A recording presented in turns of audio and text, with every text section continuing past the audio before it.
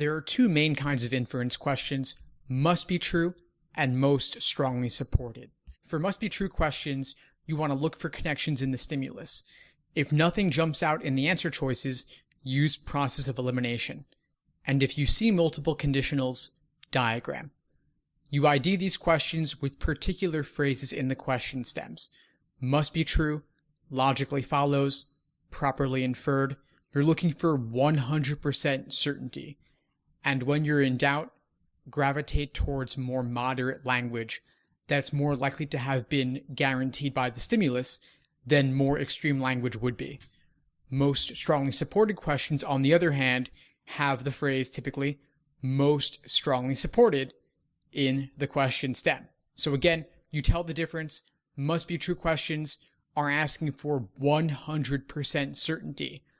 On the other hand, most strongly supported questions are asking for something that's incredibly likely to be true, but not necessarily 100% guaranteed. I think of it as very likely to be true, maybe 90% likelihood of success or support or higher than that. Most people don't properly understand necessary assumption questions. They're actually a very specific kind of must be true question, and we can see this with the keywords in the question stems that allow us to identify necessary assumption questions. We have the words depends upon, requires, assumes, presupposes, etc. The approach for these questions is to negate each answer choice. The correct answer choice, when negated, will destroy the argument's validity. Now here's one of the differences between must be true and necessary assumption. Must be true questions can sometimes be formal logic. They can be fact sets, not arguments. Necessary assumption questions, on the other hand, are always informal logic and always involve arguments, and they're more often looking for something that is unstated in the stimulus. You identify sufficient assumption questions with key words and phrases in the question stem. Phrases like follows logically if assumed, properly inferred if assumed, properly drawn if assumed. Also, words like allows and enables. You approach these questions by guaranteeing the conclusion's validity 100% by linking the evidence with conclusion. This can often be done in a very formal logic way. There are certain formulas and patterns in sufficient assumption correct answer choices such that you can actually predict the correct answer. I have some links on how to do this below this video if you'd like to find out more. Most students have a lot of difficulty telling the difference between necessary assumption and sufficient assumption questions when telling the difference is as simple as looking at keywords and phrases in the question stem. Necessary assumption questions have words and phrases synonymous with necessity, like requires, and sufficient assumption questions have words and phrases in the question stem that are synonymous with sufficiency, like if and allows. It's the key word and phrase in the question stem, often a verb. Necessary assumption questions are looking for something that must be true for the argument to work, but doesn't necessarily have to guarantee the argument. Negation works. You're looking for more moderate language. Sufficient assumptions, on the other hand, don't necessarily have to be true, but if they're true, they guarantee the conclusion 100%. These are often formal logic, so you can diagram, and doesn't matter how extreme the language is, as long as it gets the job done. For strengthening questions, you're looking for new information that makes the conclusion more likely to be valid. So you're looking to support the argument by bridging the gap between the evidence and conclusion. Question stem words and phrases are synonymous with strengthen, like justify and support. Some common ways to strengthen an argument are to deny alternative possibilities and explanations, to promote the evidence's relevance to the conclusion, to support the evidence's validity, if it's based on a study or a survey, and to, of course, just provide additional evidence. Now, strengthening questions open the door to new information. The correct answer can contain information not mentioned in the stimulus, because the phrase if true in the question stem allows new information in the answer choices. One thing that often trips up students is telling the difference between strengthened and sufficient assumption.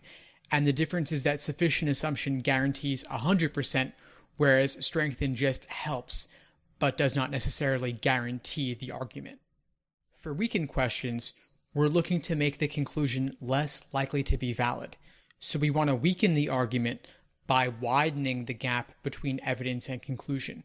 We identify weakened questions with certain keywords and phrases in the question stem, words that are synonymous with weaken, like undermine, cast doubt, call into question. And the techniques we use are the following. We're typically looking to promote alternative possibilities and explanations, which makes the stated one less likely. We want to deny or weaken the evidence's relevance to the conclusion. If the argument's based upon a study or a survey, we attack the validity of that study or survey, and we can also simply provide additional evidence to attack the conclusion. Remember that we open the door to new information not mentioned in the stimulus because the if true phrase in the question stem opens the door to new information. LSAT has been remarkably creative with the wide variety of ways they ask flaw questions. They might use words like error, questionable, fallacious, unwarranted, weakness, and of course, the phrase vulnerable to criticism. Regardless of how they ask it, the question is the same. They want us to identify the mistake in the method of reasoning in the stimulus. And the best way to approach these questions is actually to determine the mistake for ourselves, be able to articulate it for ourselves, and then look for a description of that flaw in the answer choices. Now, there are a wide variety of flaws out there. Some of them are classic logical fallacies. However, there are also flaws that are unique to the argument's situation itself, where the argument is simply failing to consider something. A lot of students get tripped up when solving weakened questions because they think they have to destroy the argument 100%. In reality, weakened questions are simply asking you to make the conclusion less likely given the evidence, to undermine or hurt the argument, not necessarily to destroy it altogether.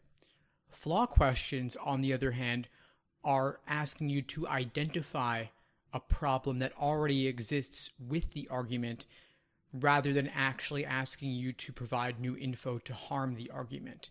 So weakened questions open the door to new information. That's why you have the phrase, if true, in the question stem. While flaw questions, on the other hand, don't require any new information at all.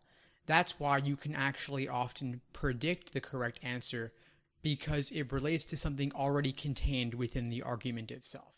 Parallel reasoning questions are pretty simple to identify just because they're so long. You are reading 6 stimuli for the benefit of one correct answer.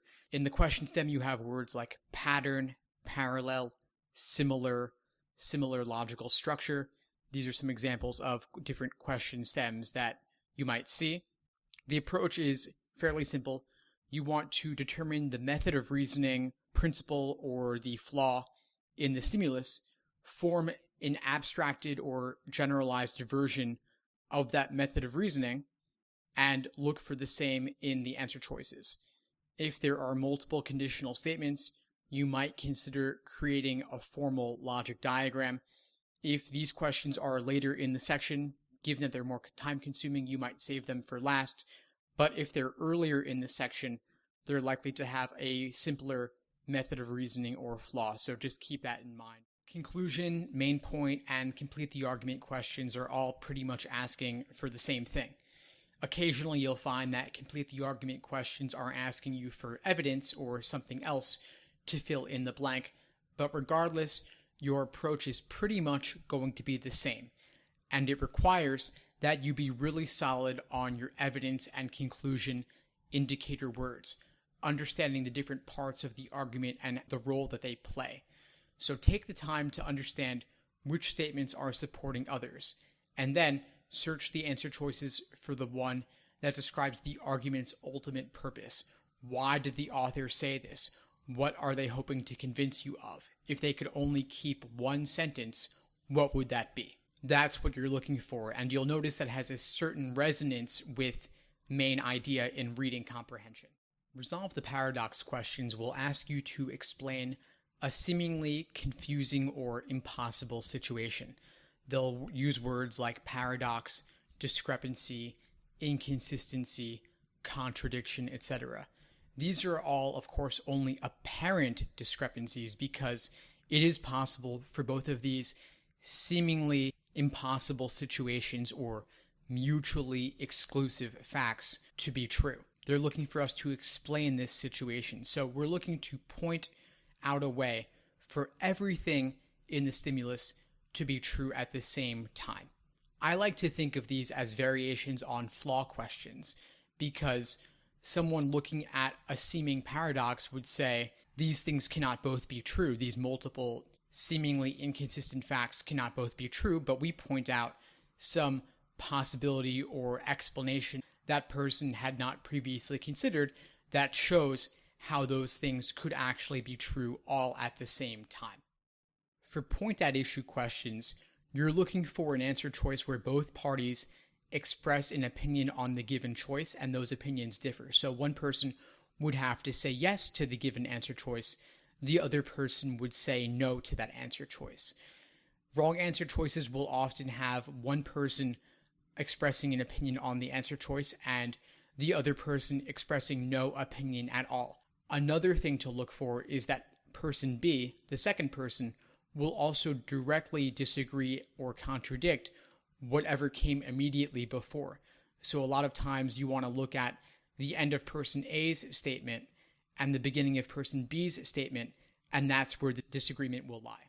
Role of statement questions are one of those more abstract question types that require us to identify different parts of the argument in the stimulus to determine how a given statement fits in. I would recommend approaching these by analyzing the argument, finding the conclusion, then looking for the evidence. Then you take your given statement in the question stem and see what role it plays. Is it evidence? Is it conclusion? Is it a subsidiary conclusion? Is it a counter premise?